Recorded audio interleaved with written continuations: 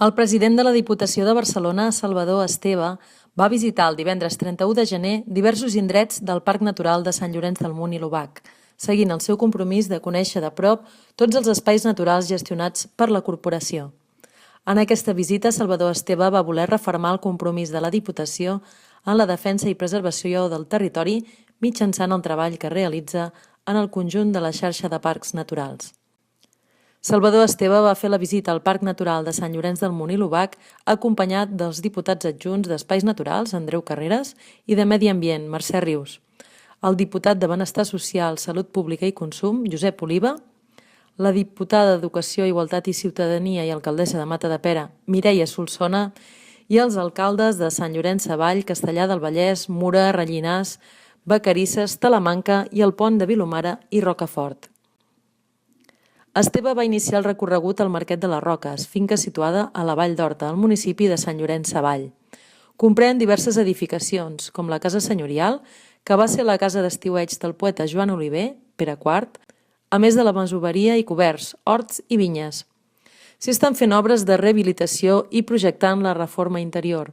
En aquest moment s'està elaborant el Pla Director d'Activitats i Serveis a desenvolupar en el conjunt de la finca, que caldrà completar amb els corresponents plans de restauració arquitectònica.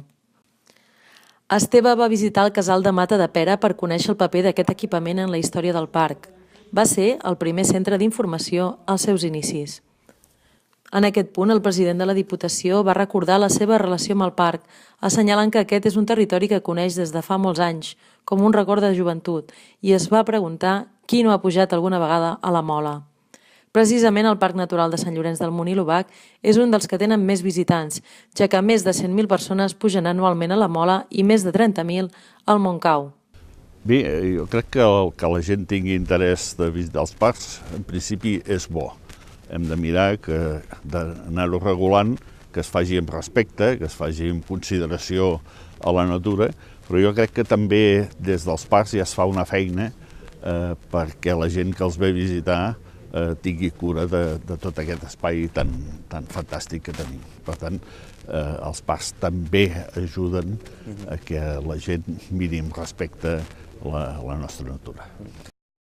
De Matadepera, el president va continuar fins al Coll d'Estenalles i la Mata, on va visitar les oficines del parc i també el centre d'informació del parc.